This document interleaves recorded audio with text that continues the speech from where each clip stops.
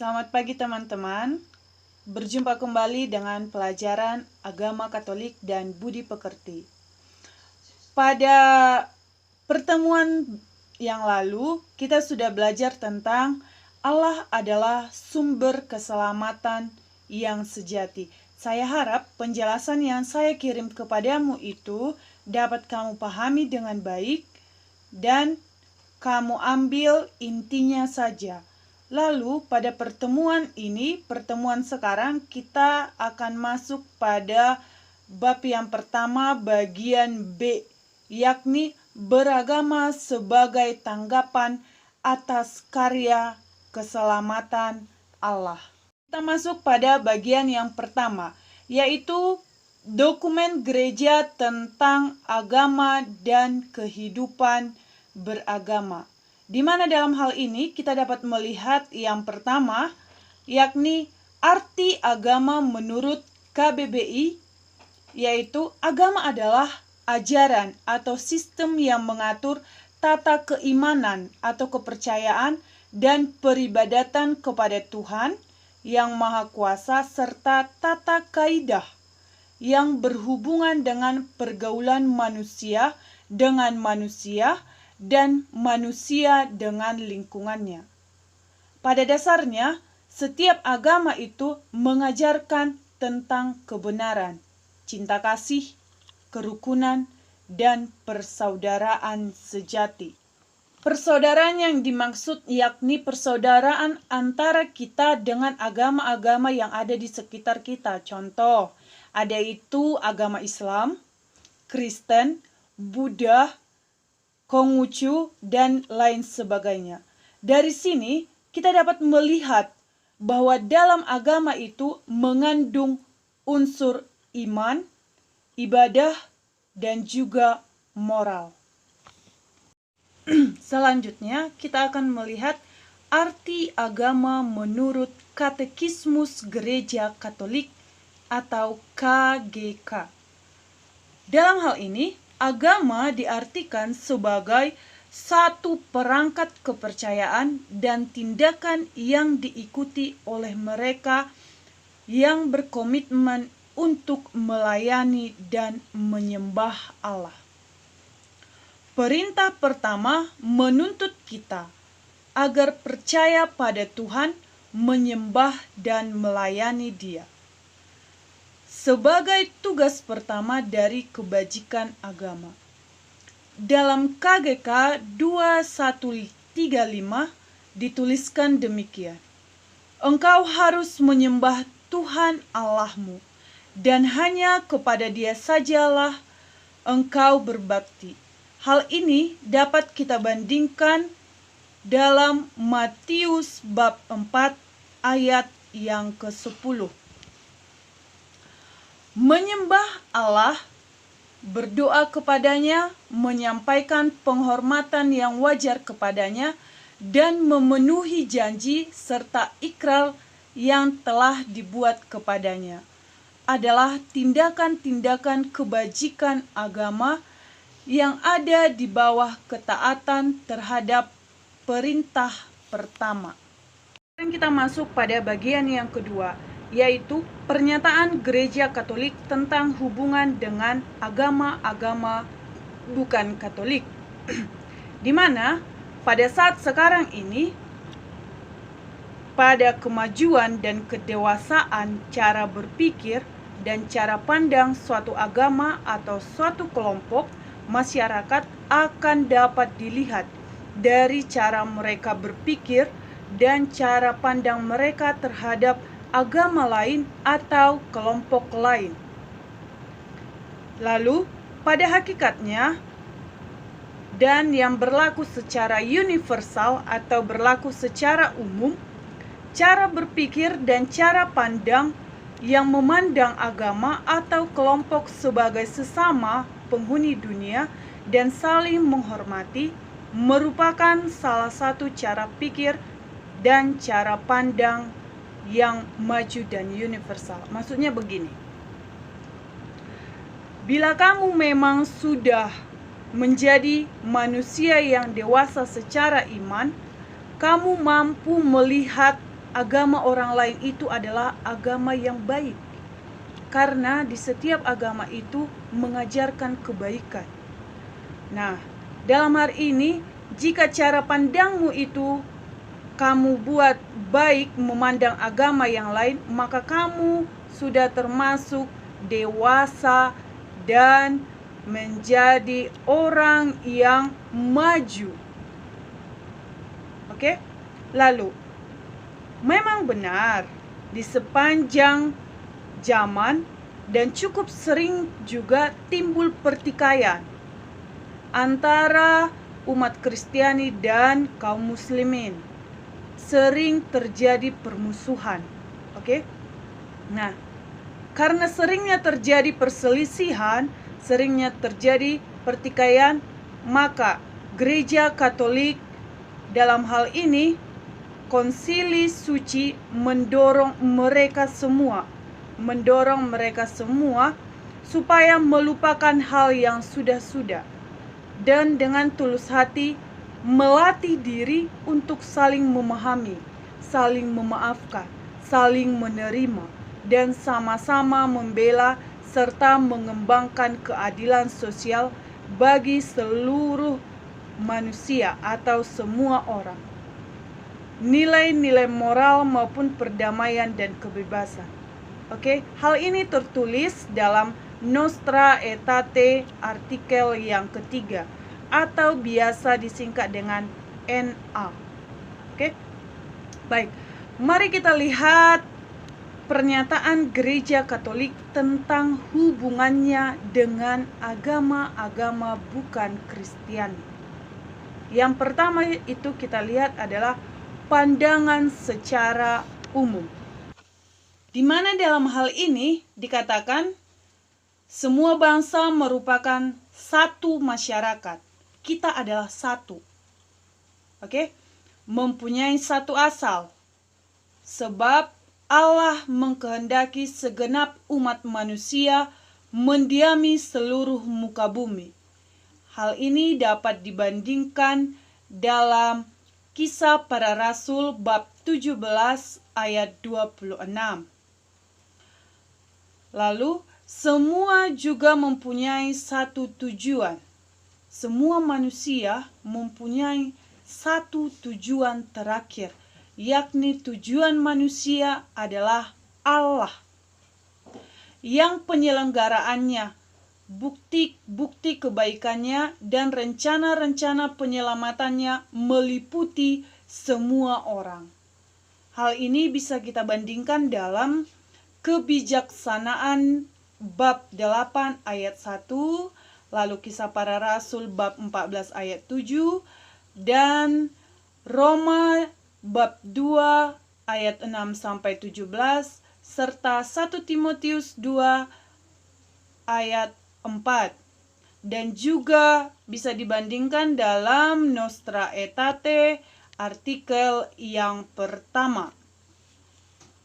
Selanjutnya kita melihat pandangan Gereja Katolik terhadap Hinduisme dan Buddhisme, di mana Gereja Katolik tidak menolak apa yang ada dalam agama-agama Hinduisme dan Buddhisme. Karena dalam agama Hinduisme dan Buddhisme juga merupakan ajaran yang benar dan suci.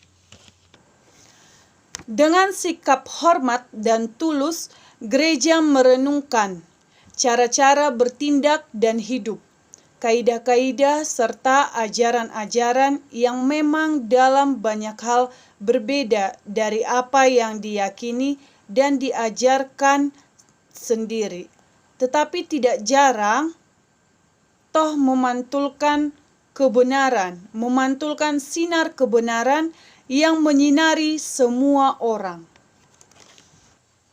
Gereja Katolik tiada hentinya mewartakan dan wajib mewartakan Kristus, yakni sebagai jalan kebenaran dan hidup.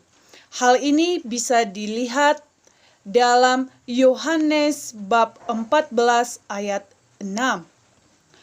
Dalam Dia, manusia menemukan kepenuhan hidup. keagamaan. Dan dalam Dia pula Allah mendamaikan segala sesuatu dengan dirinya. Bisa dilihat dalam 2 Korintus bab 5 ayat 18 sampai dengan 19.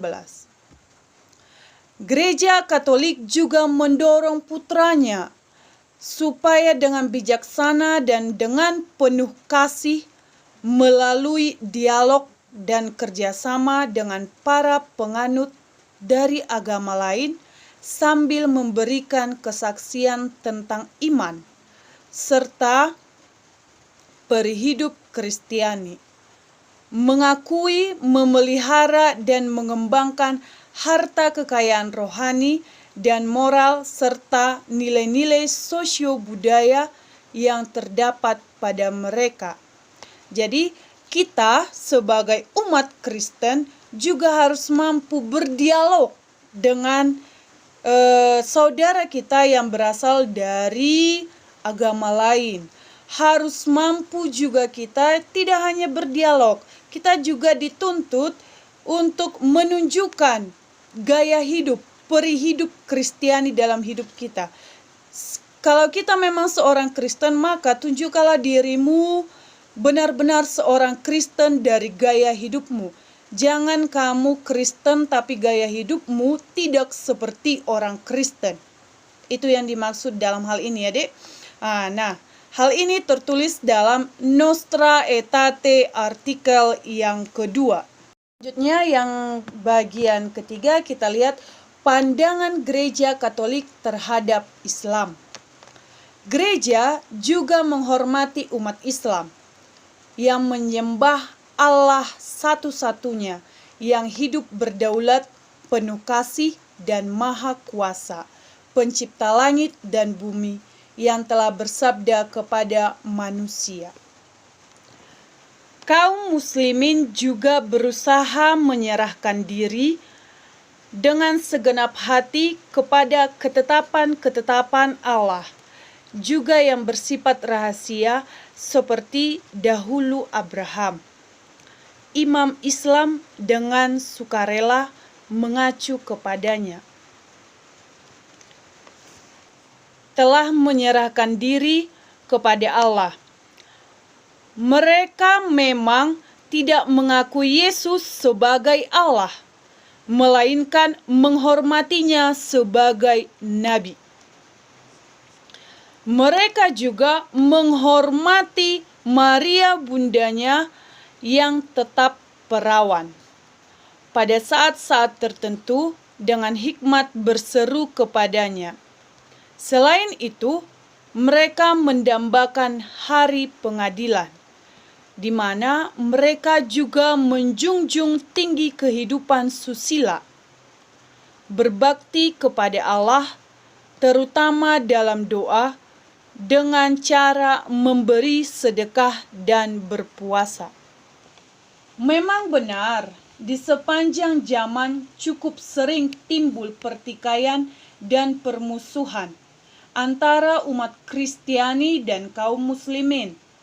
Namun dalam hal ini, tampillah konsili suci, di mana konsili suci ini bertujuan untuk mendorong mereka semua supaya melupakan yang sudah-sudah dan dengan tulus hati melatih diri untuk saling memahami dan supaya bersama-sama membela serta mengembangkan keadilan sosial bagi semua orang, nilai-nilai moral maupun perdamaian dan kebebasan. Hal ini dapat dibandingkan dalam Nostra Aetate artikel yang ketiga.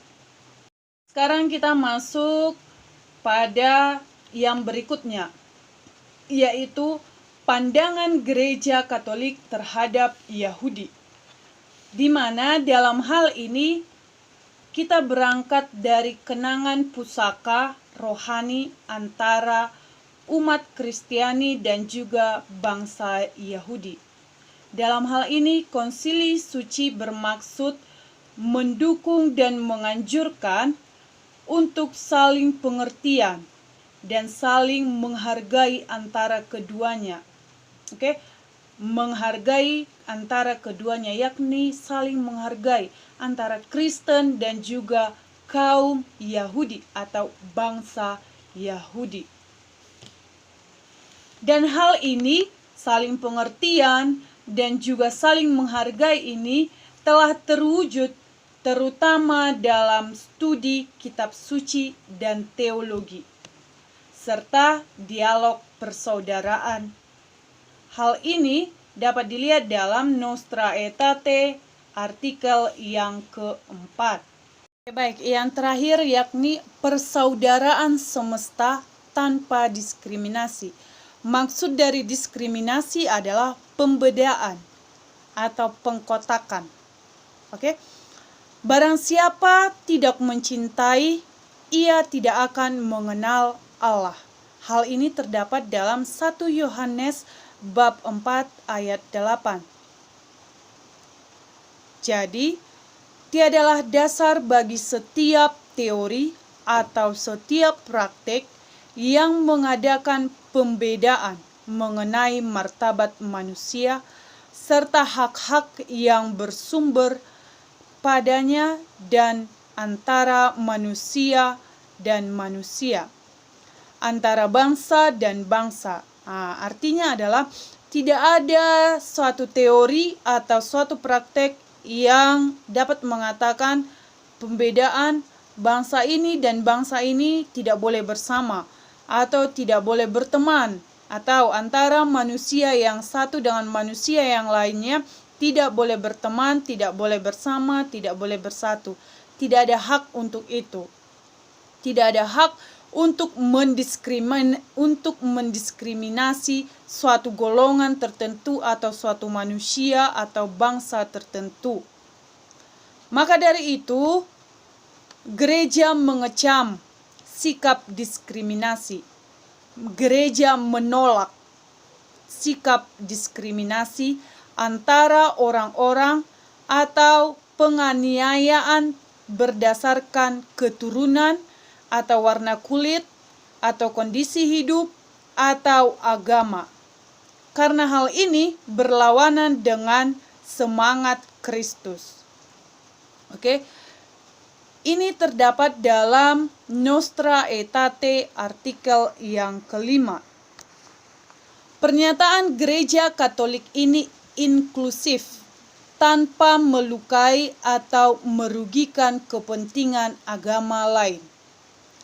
Gereja Katolik tidak menjadi kehilangan identitasnya sebagai pengikut Kristus ketika menjalin kerjasama dengan penganut agama lain, melainkan menggapai perdamaian dan kebebasan serta kebaikan bersama.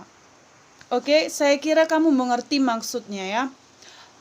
Walaupun kamu berteman, bersahabat, berkenalan dengan orang yang di luar dari agamamu, kamu tidak akan kehilangan jati dirimu.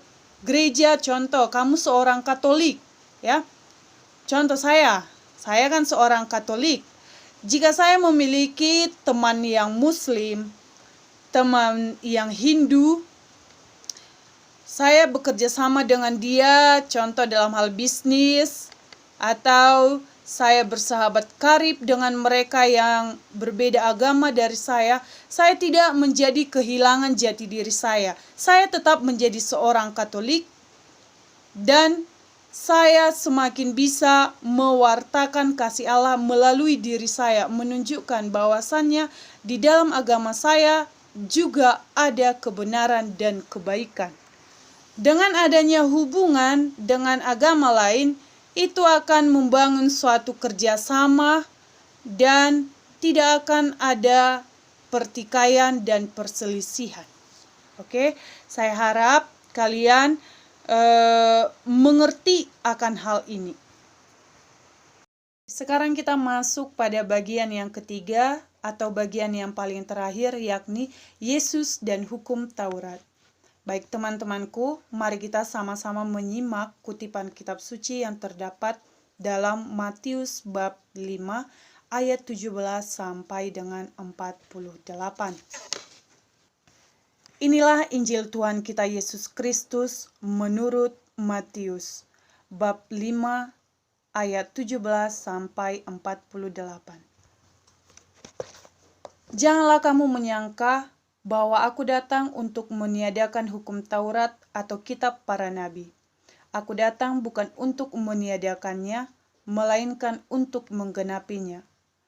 Karena aku berkata kepadamu, sesungguhnya selama belum lenyap langit dan bumi ini, satu iota atau satu titik pun tidak akan ditiadakan dari hukum Taurat sebelum semuanya terjadi. Karena itu, siapa yang meniadakan salah satu perintah hukum Taurat, sekalipun yang paling kecil, dan mengajarkannya demikian kepada orang lain, ia akan menduduki tempat yang paling rendah di dalam kerajaan surga. Tetapi, siapa yang melakukan dan mengajarkan segala perintah-perintah hukum Taurat, ia akan menduduki tempat yang tinggi di dalam kerajaan surga. Maka aku berkata kepadamu, jika hidup keagamaanmu tidak lebih benar daripada hidup keagamaan ahli-ahli Taurat dan orang-orang Farisi, sesungguhnya kamu tidak akan masuk ke dalam kerajaan surga. Kamu telah mendengar yang difirmankan kepada nenek moyang kita, jangan membunuh. Siapa yang membunuh harus dihukum. Tetapi aku berkata kepadamu, setiap orang yang marah terhadap saudaranya harus dihukum. Siapa yang berkata kepada saudaranya kafir, harus dihadapkan ke mahkamah agama. Dan siapa yang berkata jahil, harus diserahkan ke dalam neraka yang menyala-nyala. Sebab itu, jika engkau mempersembahkan persembahanmu di atas mezbah, dan engkau teringat akan sesuatu yang ada dalam hati saudaramu terhadap engkau, tinggalkanlah persembahanmu di depan mezbah itu, dan pergilah berdamai dahulu dengan saudaramu. Lalu kembali untuk mempersembahkan persembahanmu itu. Segeralah berdamai dengan lawanmu selama engkau bersama-sama dengan dia di tengah jalan. Supaya lawanmu itu jangan menyerahkan engkau kepada hakim, dan hakim itu menyerahkan engkau kepada pembantunya, dan engkau dilemparkan ke dalam penjara. Aku berkata kepadamu, sesungguhnya engkau tidak akan keluar dari sana, sebelum engkau membayar hutangmu sampai lunas. Kamu telah mendengar firman, jangan berzina. Tetapi aku berkata kepadamu, setiap orang yang memandang perempuan serta menginginkannya sudah berzina dengan dia di dalam hatinya. Maka jika matamu yang kanan menyesatkan engkau, cungkilah dan buanglah. Karena lebih baik bagimu jika satu dari anggota tubuhmu binasa, daripada tubuhmu dengan utuh dicampakkan ke dalam neraka. Dan jika tanganmu yang kanan menyesatkan engkau, penggallah dan buanglah itu, karena lebih baik bagimu jika satu dari anggota tubuhmu binasa daripada tubuhmu dengan utuh masuk neraka. Difirmankan juga, siapa yang menceraikan istrinya harus memberi surat cerai kepadanya. Tetapi aku berkata kepadamu, setiap orang yang menceraikan istrinya kecuali karena zina, ia menjadikan istrinya berzina. Dan siapa yang kawin dengan perempuan yang diceraikan, ia berbuat zina. Kamu telah mendengar pula yang difirmankan kepada nenek moyang kita, jangan bersumpah palsu, melainkan peganglah sumpahmu di depan Tuhan. Tetapi aku berkata kepadamu, jangan sekali-kali bersumpah, baik demi langit dan bumi, karena langit adalah tahta Allah, maupun demi bumi, karena bumi adalah tumpuan kakinya, ataupun demi Yerusalem, karena Yerusalem adalah kota raja besar. Janganlah juga engkau bersumpah demi kepalamu, karena engkau tidak berkuasa memutihkan atau menghitamkan sehelai rambut pun. Jika ya, hendaklah kamu katakan ya, jika tidak, hendaklah kamu katakan tidak. Apa yang lebih daripada itu berasal dari si jahat. Kamu telah mendengar firman, mata ganti mata, dan gigi ganti gigi. Tetapi aku berkata kepadamu, janganlah kamu melawan orang yang berbuat jahat kepadamu, melainkan siapapun yang menampar pipi kananmu, berilah juga kepadanya pipi kirimu. Dan kepada orang yang hendak mengadukan engkau karena mengingini bajumu, serahkanlah juga jubahmu. Dan siapapun yang memaksa engkau berjalan sejauh 1 mil, berjalanlah bersama dia sejauh 2 mil. Berilah kepada orang yang meminta kepadamu, dan janganlah menolak orang yang mau meminjam daripadamu. Kamu telah mendengar firman, kasihilah sesamamu manusia dan bencilah musuhmu. Tetapi aku berkata kepadamu, kasihilah musuhmu dan berdoalah bagi mereka yang menganiaya kamu. Karena dengan demikian kamu menjadi anak-anak Bapamu yang di surga, yang menerbitkan matahari bagi orang jahat dan yang baik, dan menurunkan hujan bagi orang yang benar dan orang yang tidak benar. Apabila kamu mengasihi orang yang mengasihi kamu, apakah upahmu? Bukankah pemungut cukai juga berbuat demikian? Dan apabila kamu hanya memberi salam kepada saudara-saudaramu saja, apakah lebihnya daripada perbuatan orang lain? Bukankah orang yang tidak mengenal Allah pun berbuat demikian? Karena itu, haruslah kamu sempurna sama seperti Bapamu yang di surga adalah sempurna. Demikianlah Injil Tuhan. Baik teman-teman, kita tadi sudah mendengarkan bacaan kitab suci dari Injil Matius bab 5 ayat 17 sampai 48. Maka saya mengajak kamu untuk membaca sendiri pendalaman yang ada dalam buku bacaanmu, yakni pada halaman 13 sampai dengan halaman 14. Itu adalah pendalaman dari bacaan kitab suci yang baru kamu dengarkan pada hari ini. Oke, sampai di sini pertemuan kita pada hari ini, dan sampai bertemu kembali minggu depan. Sebelum menutup pertemuan ini, maka silakan berdoa secara pribadi. Terima kasih.